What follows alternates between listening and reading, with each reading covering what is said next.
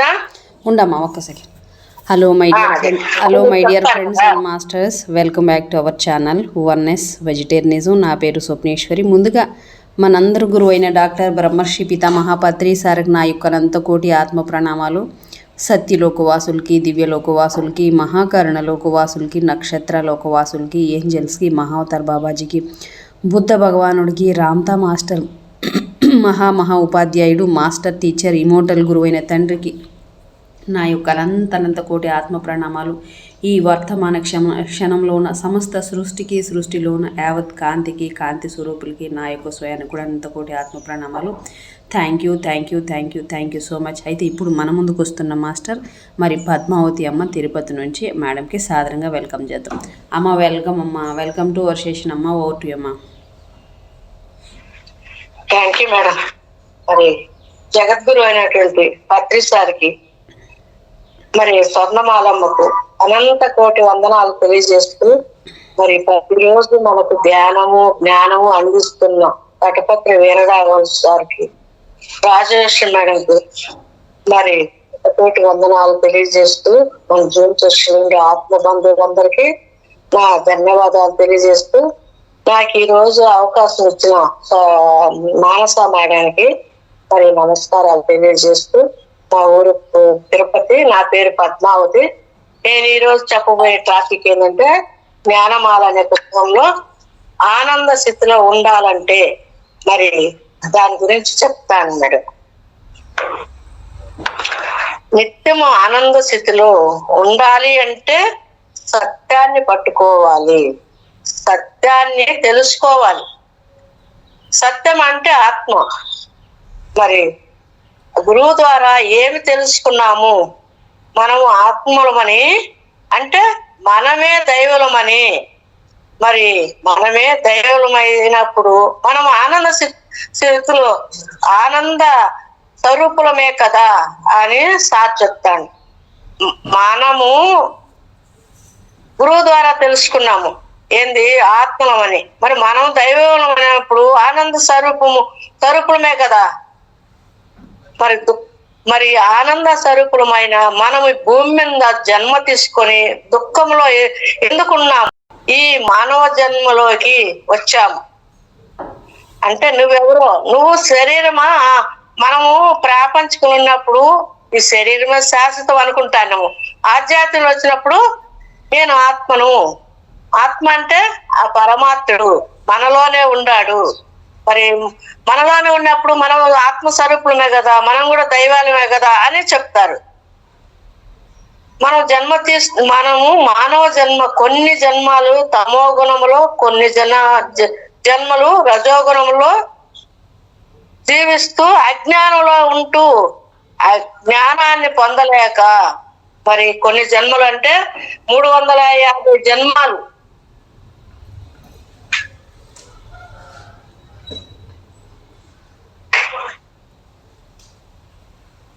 ఇది ఛార్జింగ్ కొంచెం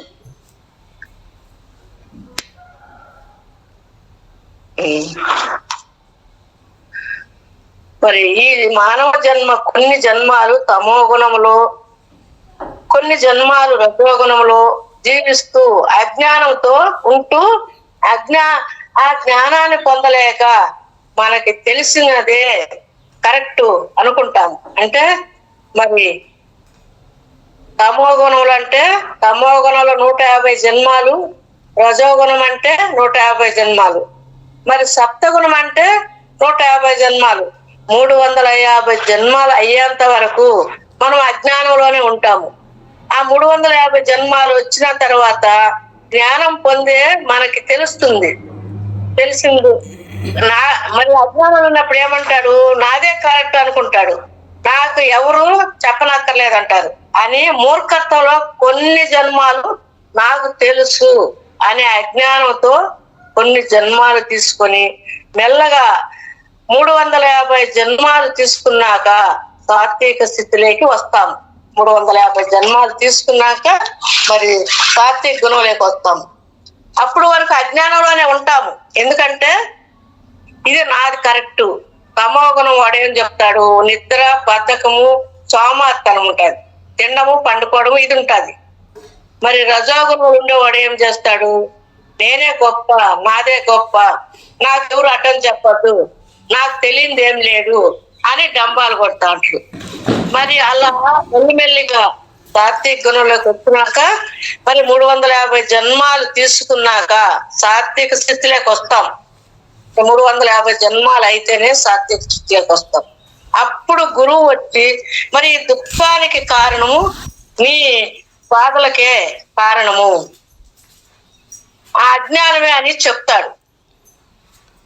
ఈ అజ్ఞానాన్ని తొలగించే మార్గము జ్ఞానం పొందడమే అని చెప్పడం జరిగింది. మరి జ్ఞానం పొందిన తర్వాతే ఈ దుఃఖం పోతుంది.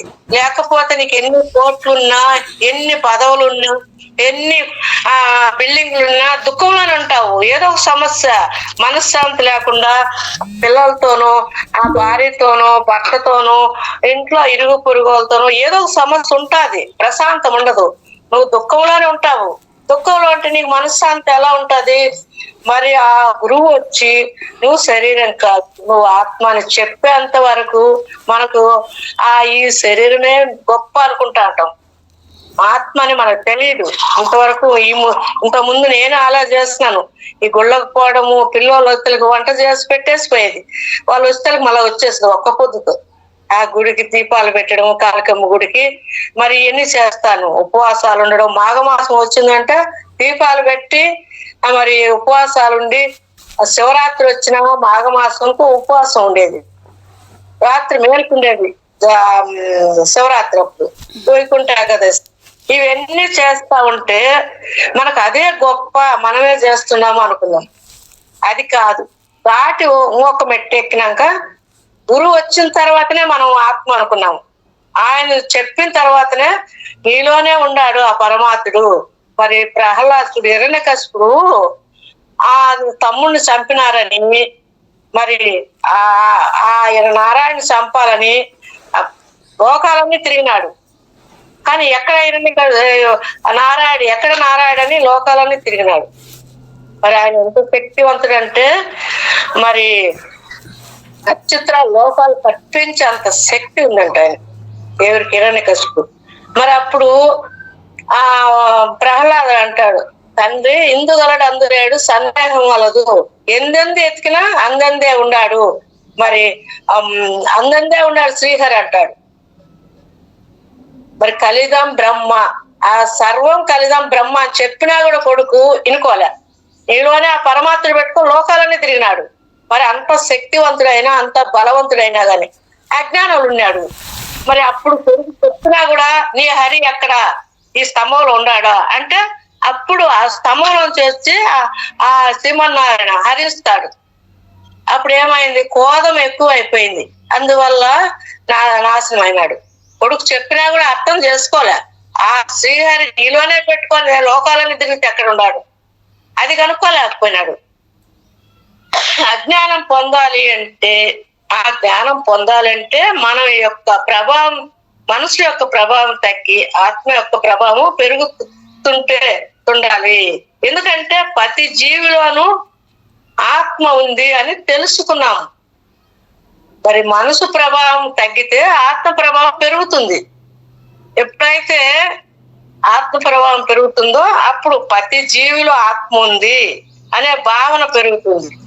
మరి ఆత్మ ఉన్న అతనికి ఆ ఆత్మకి ప్రాముఖ్యత ఇవ్వడము, మనస్సుకే ప్రాముఖ్యత ఇవ్వడము వల్ల ఇంత దుఃఖం ఏర్పడింది. మనం ఈ ప్రాపంచం ఉన్నప్పుడు మనసుకు ప్రాముఖ్యత ఇస్తాను, ఆత్మ ప్రాముఖ్యత అంటే తెలియదు. అప్పుడు ఆత్మ ఇది దీనికి ప్రాముఖ్యత ఇవ్వాలా, ఇది దైవం ఉంది మనలోనని ఆ గుళ్ళకి వెళ్తా అన్నాము, ఆ పూజలు చేస్తాను, అదే గొప్పని మన పూర్వీకులు చేస్తాను. కాబట్టి ఆ అలవాటుతో మనం కూడా ఆ గుళ్ళకి వెళ్ళి ఆ పూజలు చేసుకుంటూ ఆడున్నాడు దేవుడని పటాలకు దండాలు పెట్టుకోను, ఈ దేవుడు కాదు ఆ దేవుడని అవన్నీ చేస్తాను. ఎందుకు? అజ్ఞానం ఉంది.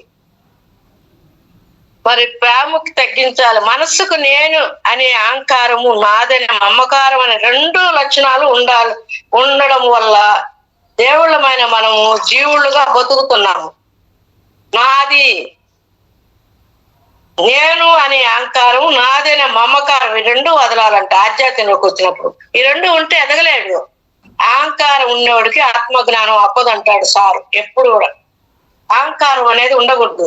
ఎంత ఇప్పుడు వరి వేస్తాము, ఆ పడినప్పుడు ఆ ఎన్ను ఎట్ట వంగుతుందో చూడు, ఒడ్లు ఎన్ను అలా వంగాలంట మానవుడు. ఎంతన్నా ఉన్ని వినయం విధేయతలు అనేది ఉండాలంట. అహంకారము, ఈ మమకారం, నా పిల్లలు, నా భర్త, నా ఇండ్లు, నా ఆస్తి అని ఈ మమకారం ఉండకూడదు, నాది అనే అహంకారం ఉండకూడదు. ఈ రెండు వదిలితేనే మనకు ఆత్మ జ్ఞానం అబ్బేది అని చెప్తాడు. ఆ లక్షణం మరి ఈ లక్షణాలు ఉండడం వల్ల దేవుళ్ళమైన మనం జీవులుగా బతుకుతున్నాము, తెలియక జీవుడుగా. అలా మనోస్థితిలో ఉండి మనసుకున్న అవలక్షణాలన్నీ దర్శిస్తూ దుఃఖంలో ఉంటున్నాము. మరి ఆ భగవంతుడికి ఉండే అవలక్షణాలన్నీ మనలో ఉన్నాయి. మరి అవన్నీ తెలియక దుఃఖంలోనే ఉన్నాం. ఎందుకు? ఆ భగవంతుడిని తెలుసుకోకుంటే దుఃఖంలోనే ఉంటాము. నువ్వు కోట్లున్నా గానీ దుఃఖంలోనే ఉంటాము. ఎందుకంటే అజ్ఞానం. ఈ దుఃఖం నుంచి బయటపడాలంటే ఆధ్యాత్మికంగా ఎదగాలి. ఆధ్యాత్మికంగా ఎదగడానికి తొలి మెట్టు సేవ అయితే, రెండో మెట్టు త్యాగం. ఈ రెండిటి వల్ల ఆధ్యాత్మిక జీవితంలో గొప్పగా ఎదుగుతాం. తొలి మెట్టు సేవ, రెండో మెట్టు త్యాగం. ఈ రెండిటి వల్ల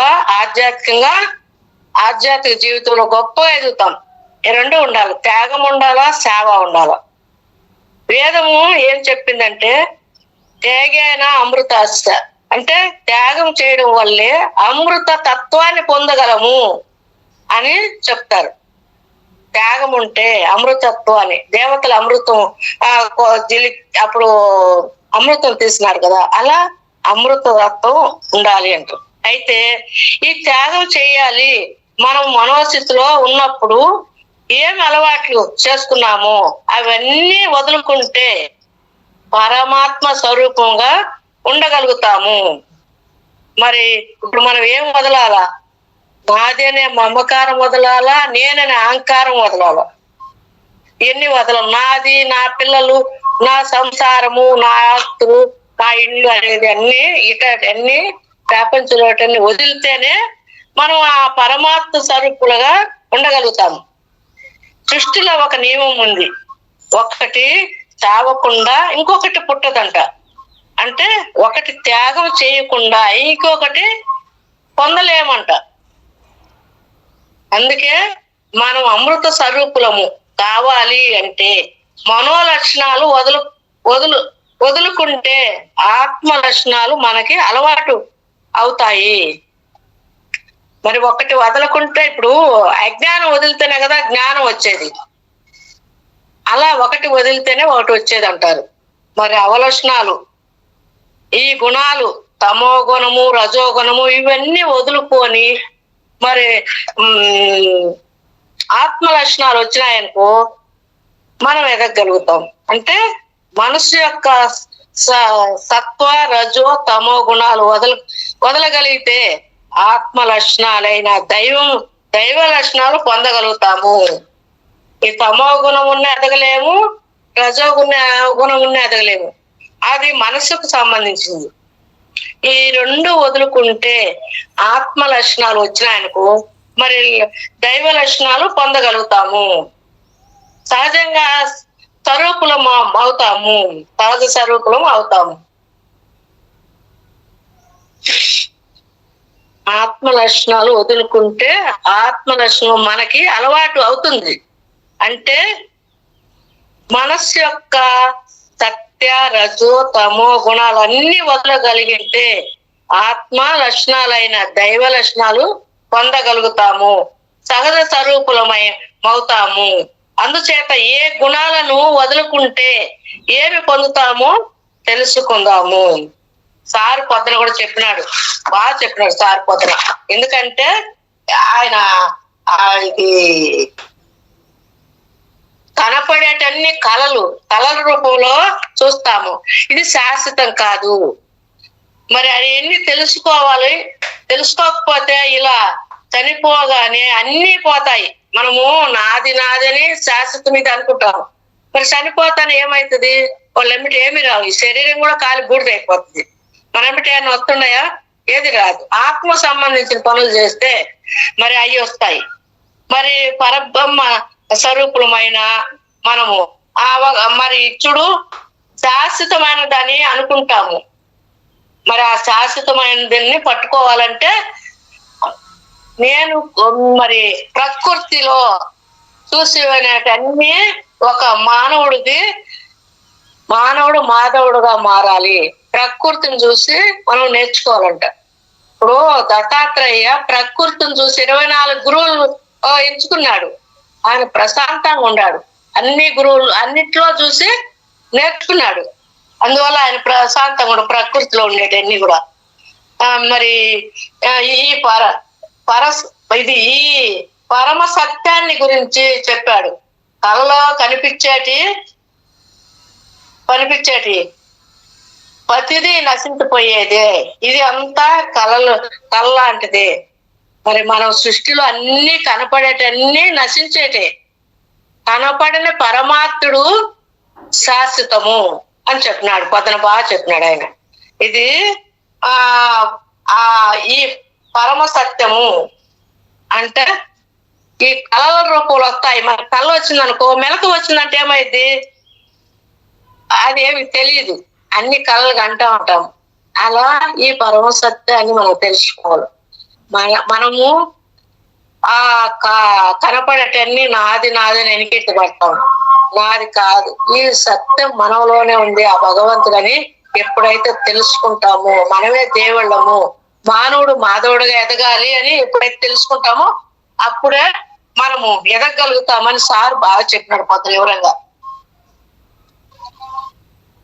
మరి ఒకటి కఠినము సావకుండా కరుణ పుట్టదంట. ఒకటి పోతేనే ఒకటి పుడతాదని చెప్పాడు. నువ్వు కఠినాన్ని వదిలితేనే కరుణ నీలో నుంచి బయటికి వస్తుంది.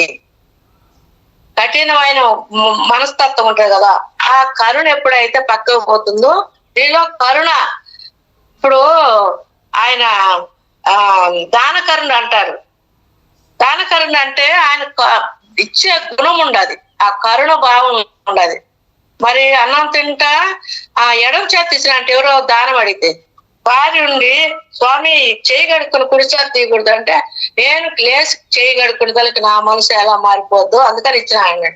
అలా ఎప్పుడు రేపు అనేది ఇప్పుడు ఈ రోజు అనేది ఇప్పుడే చేయాలంట సార్ చెప్తా ఉంటాడు. ఆ కరుణ భావం అనేది ఉండాలంట. ఆ తమో గుణము వదలగలిగితే ఆత్మ లక్షణాలు దైవ లక్షణాలు వస్తాయి. నీలో నుంచి బయటికి వస్తుంది కరుణ. నీవు కఠినాన్ని వదిలితే కరుణ నీలో నుంచి బయటకు వస్తుంది. అందుకే కఠినం వదలకుండా కరుణ పుట్టదు అన్నారు. నువ్వు కఠినంలో ఉంటే మనోస్థితిలో ఉంటావు. నువ్వు ఎప్పుడైతే కఠినంగా ఉంటావో మనోస్థితిలో ఉంటావు. కానీ అది వదులుకుంటే భగవంతుడి లక్షణమైన ఆ కరుణ నీలో నుంచి పుడుతుంది. అది వదిలినప్పుడు ఆ కరుణ లక్షణాలు నీలో పుడతాయి. మరి రెండోది దేశం చావకుండా ప్రేమ పుట్టదు. ఈర్ష్యము దేశం అంటారు కదా, అలాంటి అందరినీ దేశిస్తూ ఉంటే మనలో ప్రేమ అనేది పుట్టదు. దేశించే వాడికి అందరూ శత్రువులే, ప్రేమించే వాడికి అందరూ మిత్రులే. ఆ ప్రేమ తత్వం ఉండాలి. దేశించే వాడికి అందరు శత్రువులు అవుతారు, వాడికి మిత్రులు కారు. మరి ప్రేమ తత్వం ఉన్నవాడికి మిత్రులు అవుతారు. సహజ గుణము కావాలి. దేశం అంటే చూడండి, ఎవరికైనా మనకి నచ్చిన వాళ్ళకి ఏదైనా ఘోరమైన జరిగితే మంచి పని అయింది అంటారు. అంటే కోపం ఉండే వాడికి ఏదైనా జరిగితే వాడి మీద ఈర్ష్యం ఉంటే వాడికి మంచి పని జరిగింది అనుకుంటాం. ఇప్పుడు శిశుపాలుడు ఏమన్నాడు? పుట్టక తలకి పుట్టినాంచు కృష్ణుడు మీద శిశుపాలుడికి ఈర్ష్యం అంట కృష్ణుడు అంటే. మరి పుట్టంగానే ఆకాశవాణి ఆమె తల్లికి చెప్తాడు, అతని తల్లికి నీ బిడ్డ 3 చేతులు 3 కాళ్ళతో పుడతాడు. ఆ బిడ్డను ఎవరైతే ఎత్తుకుంటారో అతని చేతిలో ఆ కాలు చెయ్యి ఊడిపోతుంది, అతని చేతిలోనే నీ బిడ్డ మరణం కూడా ఉంటుందని చెప్తాడు. అప్పుడు ఆమె ఆ శిశుపాల తల్లి కృష్ణుడికి మేనత్త. అప్పుడు ఆమె చెప్తాది, నా బిడ్డ మరణం కూడా నీ చేతిలోనే ఉంటుంది, క్షమిస్తావా అని అంటాది. అత్త, నేను 100 తప్పుల వరకు క్షమిస్తాను, ఆ తర్వాత నేను క్షమించను అంటాడు. శిశుపాలుడు తెలుసు ఆ విషయం కూడా, కానీ ఆ ఈర్ష్యంతో నువ్వు 100 తప్పులు తిట్టేస్తాడు. కావాలనే తెలుసు కూడా, తలకాయ లేచిపోతుంది. ఎప్పుడైతే గర్వం ఉంటుందో, ఆయన చెప్పినాడు కదా 100 తప్పుల వరకు క్షమిస్తా అని, తెలిసినా కూడా చేస్తున్నాడంటే అహంకారం కదా, అందుకని తలకాయ లేచిపోతుంది. మరి నీలో దేశం ఉంది కాబట్టి ఎదుటి వారిని విమర్శిస్తున్నావు. వాడికి ఘోరమైన జరిగినా కూడా మంచి పని అయిందిలే అంటావు, ఎందుకంటే ఆకృషం, ఆ గుణం అది. వాడు కట్టే జరగాలి, అయ్యో అనేదానికి దాన గుణం రాలే. వాడు కట్టే జరగాలంటే అప్పుడు నీలో గుణం విమర్శిస్తున్నావు, కానీ వాడి కర్మకి వాడే అనుభవిస్తున్నాడు. నువ్వు వాడిని విమర్శించాలన్న అవసరము లేదు, వాడిని విమర్శించే అవసరం లేదు. వాడి కర్మ వాడినే తింటుంది అనుకోవాలా. అది మనం దాన్ని మనం పట్టించుకోకూడదు. మనకేమంటే ఈర్ష్య గుణం ఉన్నప్పుడు వాడికి అట్నే జరగాలి అనుకుంటాం. అది కాదు. ఎవరినైనా ఏ జీవినైనా అందరిలో ఆత్మతత్వం ఉందని ప్రేమగా చూడాలా అంటాడు. అటువంటి దేశం చావడం ప్రేమ పుట్టదు. శత్రువైన అపాయంలో ఉన్నప్పుడు వాడిని రక్షిస్తే వాడికి కూడా ప్రేమ పుడుతుంది. మనకు శత్రువే, కానీ ఆపదలో ఉన్నప్పుడు మనం రక్షించాలి. అప్పుడు మనకు ప్రేమతత్వం వస్తుంది, ఒక అభిమానం వస్తుంది, వాడికి కూడా వస్తుంది. నేను శత్రువు అయినా కూడా నన్ను క్షమించినాడు, నాకు ఆపదలు ఆదుకున్నాడు అని ప్రేమతత్వం వస్తుంది. అలా ఒక్క మనిషి భగవంతుడు కావాలి అంటే ఎన్ని అవలక్షణాలు వదులుకోవాలి ఆలోచించండి. ఒక్క మనిషి భగవంతుడు కావాలంటే మనలో ఉండే అవలక్షణాలన్నీ వదులుకోవాలి. వదులుకున్నప్పుడే మంచి గుణాలు వస్తాయి. మనం ఆత్మలము, మనం ఏ హింస చేయకూడదు, అన్నిట్లో ఆ పరమాత్ముడు ఉన్నాడు, అందరు ఆత్మస్వరూపులే, వాడి గుణాన్ని బట్టి వాడు ప్రవర్తిస్తున్నాడు అని అనుకోవాలి. వాడిని ఏలెత్తి చూపించకూడదు. హింస సావకుండా హింస పుట్టదు, హింస చావకుండా అహింస పుట్టదు. ఎప్పుడైతే పత్రి గారు వచ్చారో ఈ పిరమిడ్ సొసైటీలో అందరూ కూడా శాఖాహారులుగా మారారు. ఆయన పిరమిడ్ సొసైటీలో వచ్చినప్పుడు, పత్రిసారి వచ్చినప్పుడు మరి చూడండి, అందరు శాఖాహారులు అయినారు. చాలా మంది లక్షల్లో పోయినారు. ఇప్పుడు మా ఐదులు ఎంత ఒక్కరికి మార్క్ లేకుండా అది తినకుండా పుట్టింది ఎందుకు, ఇది తినేదానికే కదా, మా వల్ల కాదు 2 రోజులు తినకుంటే, అది మాకొద్దు. మా ఎదురుంటే అమ్మాయికి ధ్యానం చేస్తుంటే నేను ఏం చేస్తున్నా చెప్పు, అదే చెప్పను, నాకు చెప్పొద్దు, నా గుణం మారుతుంది అంటారు. ఇంకా గమ్మున అయిపోయినా. నేను చెప్తాను, నలుగురు కూర్చోని నా కూడా వినడంలే. వాళ్ళకి ఆ గుణాలు చాలే. ఎందుకంటే వాళ్ళు 11 వరకు కూర్చుంటారు. ఎందుకు ఆయమ్మది ఏమ్మది ఎత్తిపోస్తుంది. అది ఆ గుణం అనేది మారాల. ఒకరి దొద్దు, మనం ఆ పరమాత్ముడి దగ్గరే చూసుకోవాలా. ముత్తు అనేది దగ్గర వచ్చినప్పుడు కబలిస్తుంది. అప్పుడు మనం ఆ లోపల ఏం చేయాలా, భగవంతుడు ఎక్కడున్నాడు, ఆయన దగ్గర అవ్వాలని ఆ ఆలోచన ఉండాలి. మనము మంది ఎంతన్నా ఉన్ని ఇంకొకరిది ఎత్తుకుంటాం అంటే ఆ లక్షణాలు ఉండే వాళ్ళకు, తమో గుణం రజో గుణం ఉండే వాళ్ళకు ఆ లక్షణాలు ఉంటాయి. అంటే ఆయన ఎంత మంది చేత హింస ఆపించాడు. ఇప్పుడు చూడండి, ఆయన ప్రతి ఒక్కరి చేత వేలు కాదు లక్షల్లో హింస ఆపించినాడు. హింస చేయకుండా చాలా మంది బీమారు కూడా నెల పెరుగుతారు, ఎంతో వేలలో పోతారు. అందరికి ఆ హింస ఆపితేనే కదా వాళ్ళకి బుద్ధి పుట్టేది, అందరు వచ్చేది ఆ బీమారం. మనం ఎప్పుడైతే జీవులు ఎడల ప్రేమ చూపిస్తామో, కరుణ చూపిస్తామో, అప్పుడే మనం హింస మానేస్తాము. మనం వాటికి ఎప్పుడైతే కరుణ చూపిస్తామో మనం ఆ హింస కూడా మానేస్తాము.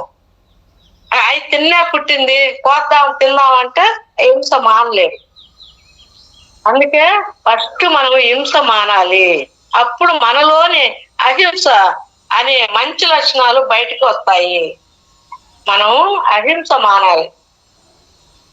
నువ్వు ధ్యానం చేయకున్నా హింస మానాలి. హంసను పట్టుకోవాలి, హింస వదిలేసి హంసను పట్టుకోవాలి అంటారు. అందుకే ఫస్ట్ మనం హింస మానప్పుడు మనలో అహింస అనే మంచి గుణ లక్షణాలు బయటకు వస్తాయి. 4వది అహంకారం చావకుండా వినయం పుట్టదు. మనలో అహంకారం సాగకపోతే వినయం రాదు. మరి అహంకారం నేను ఫలానా, నేను గొప్ప, నాకు డిగ్రీలు ఉన్నాయి, నేను అలా గొప్పవాడిని అని నువ్వు అనుకుంటే నీలో అహంకారం ఉన్నట్లే కదా. నాకు ఆ డిగ్రీలు ఉన్నాయి, చదువులు ఉన్నాయి, ఆస్తులు ఉన్నాయి, ఇవన్నీ వదిలిపోయేటని వాళ్ళకి తెల్లవలే. ఇవన్నీ శాశ్వతం అనుకుంటున్నారు. ఇవన్నీ అశాశ్వతం అని తెలుసుకోలేకపోతాం. తెలుసుకున్నప్పుడే ఆ గుణం మారుతుంది. డిగ్రీలు ఉన్నాయి, నేను గొప్ప అని నువ్వు అనుకుంటే నీలో అహంకారము ఉన్నట్లే. అలాగే ధనం పెరిగిన అహంకారం పెంచుకోకూడదు. ఎప్పుడైతే అహంకారం పెరుగుతుందో అజ్ఞానము అవ్వదు. ఆ జ్ఞానం అవ్వదు. మనం అహంకారం ఉన్నప్పుడు జ్ఞానం అవ్వదు. మనం ఎప్పుడైతే వినయ విధేయతలతో ఉంటామో ఆ జ్ఞానం, ఆ లక్షణాలు అబ్బుతాయి. ఆ భగవంతుడికి దగ్గర అవుతాం. నేను చేస్తున్నాను అనుకుంటే అహంకారం, నేను చేస్తున్నాను ఈ పని, నేను నా వల్ల అయింది, నేను అందరిని సాకుతున్నాను, నేను గొప్పవాడిని, నేను ఇంత సంపాదించినాను, ఇంత ఇల్లు కట్టినాను అని అనుకున్నాడు అనుకో, అహంకారం పెరుగుతుంది. అంతా చేస్తుంది అనుకుంటే వినయము, అందుకే నీలో అహంకారము పోయినప్పుడు వినయము పుడుతున్నది. వినయము పుడుతుంది అని చెప్పడం జరిగింది. నువ్వు ఎప్పుడైతే వినయంగా జీవించగలుగుతావో నువ్వు దైవ స్వరూపుడివే. ఎప్పుడైతే వినయంగా విజేతలుగా ఒక ఆ మంచి భావనతో ఉంటావో అప్పుడు నువ్వు దైవ స్వరూపుడివే అని చెప్తారు. 5వది అజ్ఞానం నశిస్తేనే కానీ జ్ఞానం రాదు. అజ్ఞానం నశిస్తేనే జ్ఞానం రాదు. నేను శరీరం అనుకుంటే నువ్వు అజ్ఞానంతో ఉన్నట్లే. నేను ఆత్మ అని అనుకోవడమే కాదు, నేను ఆత్మ అన్నట్లుగా జీవించగలుగుతూ ఉంటే నువ్వు అజ్ఞానవంతుడు అవుతున్నట్లే. నేను ఆత్మను, నేను శరీరం అనుకుంటే అజ్ఞానం ఉన్నట్టే, ఇంకా ప్రాపంచికం ఉన్నట్టే. శరీరము శాశ్వతం అని తెలుసు మనకు. మరి నువ్వు అజ్ఞానంతో ఉన్నప్పుడు ఆత్మని అని అనుకున్నప్పుడే నువ్వు అలా జీవించగలుగుతావు అని చెప్తారు. జ్ఞానవంతుడు అవుతావు అని చెప్తారు. ఆత్మశక్తి పెంచుకోవడానికి, ఆత్మగా జీవించడానికి, ఆత్మ అనుభూతి పొందడానికి జ్ఞానం చేయవలసిందే. ఆత్మశక్తి పెరగాలన్నా, పెంచుకోవాలన్నా, ఆత్మగా జీవించడానికి, అనుభూతి పొందడానికి ధ్యానం చేయవలసిందే. మరి చూడండి, ఇవన్నీ శక్తి పెరగాలన్నా, ఆత్మగా జీవించాలన్నా, ఆత్మ అనుభూతి పొందాలన్నా ధ్యానం చేయాల్సిందే. సార్ చెప్తా ఉంటాడు. మరి అందరూ ధ్యానులు కాలేరు. ఒక మామిడి చెట్టు ఉంది, పూతలు ఎన్ని పూసినా కూడా 1000 లక్షలు పోస్తుంది ఆ పూతలు. అప్పుడు మరి గాలి వచ్చినప్పుడు ఎన్ని రాలిపోతాయి, మరి ఆ పిందులప్పుడు ఎన్ని రాలిపోతాయి, మరి పచ్చి అప్పుడు గాలి వర్షం వచ్చిందంటే ఎన్ని రాలిపోతాయి. లాస్ట్ మిగిలేది కొన్ని. 1000 లక్షలు పూసినా కూడా ఆ పూతలు అన్ని వస్తాయి అనుకోరు, కొన్ని లాస్ట్ మిగిలేదు. అలా మనం కూడా అందరూ ధ్యానంలోకి వచ్చిన వాళ్ళంతా పైకి రాలేరు. ఆ అనుభూతి పొందిన వాళ్ళకే ఆ అబ్బుతాది అని చెప్తాడు సార్. నువ్వు భీమారం రండి, భీమారం పోతేనే ధ్యానం కుదిరేదాడు అని చెప్తారు. గంటలు ధ్యానం గిన్నెలో పెడతారు, తింటాము. సాధన ఆ సాంగత్యము, మరి వినడము తినడము సాధన చేయడమే, ఇంకొకటి లేదు ఆడమ్ముడు. అందుకని ఆడ అబ్బుతుంది. మనం ఇంట్లో అన్ని ఒక గంట కూడా చేయలేము అంత పట్టుదలగా. ఆడ 10 వేలలో చేస్తుంటారు, ఆడ గంటలు గంటలు ధ్యానం చేస్తారు. మరి పొద్దున్నే జూమ్లు మరి 4 నుంచి 6:30 వరకు 2:30 గంట చేస్తారు. మళ్ళీ 6:30 నుంచి క్లాసులు జరుగుతాయి. పొద్దున జూమ్ లో చేరిన వాళ్ళకు బాగా అన్ని తెలుస్తాయి. భీమారం పోయినా సాధన బాగా కుదురుతుంది. అందుకని ఆయన భీమారం రండి అంటే పోయాకుంది ఆయనకే ఖర్చు కదా. కానీ ఒక గురువు శిష్యుడు ఎదిగితేనే ఆనందం ఉండేది. ఆ గురువు ఎంత ఆనందపడతాడో శిష్యుడు ఎదిగితే. ఎదకపోతే వాడు అజ్ఞానంలో ఉన్నాడు అనుకుంటారు. ఎప్పుడు గురువు చెప్పింది అది పక్కన నోట్లు వేసుకుని అది ఎరాయించుకోవాలి. రావు గడ్డి తినకపోయండి, ఇంటికి వచ్చి నెమరేసుకుంటారు. నెమరేసుకొని అది నవ్వులతో నిదానంగా ఉంటుంది. మరి మనం కూడా గురువు చెప్పింది నెమరేసుకొని అర్థం చేసుకోవాలి. ఇది చెప్పినారు ఏంది ఇది అని మనం నెమరేసుకున్నప్పుడే మనకు అర్థం అవుతుంది. మరి నువ్వు శరీరము మనసుని పట్టుకుంటే అజ్ఞానంలో ఉన్నట్లే, కానీ ఆత్మను పట్టుకుంటే జ్ఞానం పెరుగుతుంది. మెల్లిమెల్లిగా అజ్ఞానం పోతుంది. అందుకే అజ్ఞానం విడితేనే జ్ఞానం పెరుగుతుంది అన్నారు. చూడు, అజ్ఞానం పెరుగుతుంది, మరి ఆత్మను పట్టుకుంటేనే జ్ఞానం పెరుగుతుంది. నువ్వు శరీరము మనసు అంటే అజ్ఞానం ఉన్నట్టే. ఈ మనసు శరీరం అజ్ఞానం. జ్ఞానం పట్టుకుంటే ఆ భగవంతుడు ఉన్నట్టే, ఆ జ్ఞానవంతుడు అవుతావు. మరి ఈ రెండు ప్రపంచంలో మనసు శరీరము అదే గొప్ప అని పట్టుకుంటారు. ఆధ్యాత్మంలో ఆత్మను పట్టుకుంటారు. మనలోనే ఆ భగవంతుడు ఉన్నాడు, ఆ శ్రీమన్నారాయణ ఉన్నాడు. శక్తి అంత ఇచ్చేది. ఇప్పుడు నేను క్లాస్ చెప్పాలన్నా నువ్వు వినాలన్నా ఆ భగవంతుడు ఉంటేనే మనం చేయగలుగుతాం. ఈ భగవంతుడు పక్కకు పోతే ఒక్కటి కూడా చేయలేవు, ఇది శవం అవుతారు. మరి మా అమ్మ చనిపోయినప్పుడు నాకు మాట్లాడింది చేతల్లోనే ఉంది, మాట్లాడుతుంది. మరి 3 సార్లు ఎగిరి చేతుల్లోనే పోయింది. మరి అప్పుడు ఆ భగవంతుడు పక్కకు పోతేనే కదా ఆమె పడిపోయింది. భగవంతుడు ఉంటే ఆమె నిలుచుండు. ఆ భగవంతుడు ఉంటేనే మనం మాట్లాడేది, మనం మానవుడు అనేది. భగవంతుడు లేకపోతే శవం అవుతారు, శవం పోయి శవం అవుతారు. అందుకని ఆయన ఉన్నప్పుడే మనం అన్ని తెలుసుకోవాలా అంటారు. మరి 6వది శత్రుత్వం వదిలితేనే మిత్రుత్వం వస్తుంది. 6వది శత్రుత్వం వదిలితేనే మిత్రుత్వం వస్తుంది. అందరిని శత్రువులుగా చూడకూడదు, మిత్రుడిగా చూడాలి. వాడిలో శత్రుత్వం చూస్తే నీకు ఆ మిత్రుత్వమే దొరుకుతుంది. చూడండి, మహాభారతంలో యుద్ధానికి ముందు శ్రీకృష్ణుడు రాయబారానికి వచ్చాడు. యుద్ధం వస్తే జరిగేది వినాశకాలం అంతా చెప్తాడు. కానీ దుర్యోధనుడు కృష్ణుడి మాటలు లెక్క చేయలేదు, యుద్ధానికి సిద్ధమయ్యాడు. కృష్ణుడు శత్రువుగా భావించాడు, నాశనం అయినాడు. ఆయన చెప్పినాడు కదా జరిగేదంతా ముందే. మరి వినలేదు అంటే వాడిలోని గుణాలు ఒప్పుకోలే. వాడు తమోగుణం రజోగుణం వాడికి వినాశకాలం వస్తా ఉంది, ఒప్పుకోలే. కాబట్టి నాశనం అయినాడు. అందుకే శత్రుత్వం వినాశకాలానికి దారితీస్తుంది, మిత్రుత్వము ఎదగడానికి దారితీస్తుంది అంటారు. అందుకే పాండవులు కృష్ణుని మిత్రుడిగా స్వీకరిస్తారు, విజయము సాధిస్తారు. మరి కృష్ణుడే పట్టుకున్నారు చూడు పాండవులు, వాళ్ళు విజయం సాధించినారు. మరి కౌరవులు మనసులు పట్టుకున్నారు. అంటే వాళ్ళు ఎప్పుడు ఒకరిని చెరసాల అని వాళ్ళు అరణ్యవాసం పంపించినారు. మరి విషాహారాలు పెట్టించినారు, లక్క మీద కాల్చినారు, ఇన్ని చేసినా కూడా దుర్యోధనుడు ఇన్ని చేసినా కూడా మరి వాళ్ళు ఏమన్నా వీళ్ళు చెడిపోయినారా? పైసలు ఇస్తారు కదా.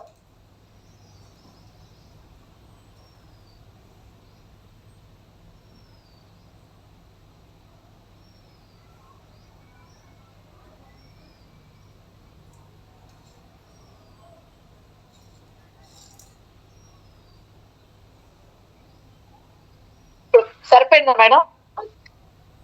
చూడండి మహాభారత్. మరి అందుకే శత్రుత్వం వినాశకాలను దారితీస్తుంది, మిత్రత్వము ఎదగడానికి దారితీసి అంటారు. అందుకే పాండవులు కృష్ణుడు మిత్రుడిగా స్వీకరించారు, విజయం సాధించారు.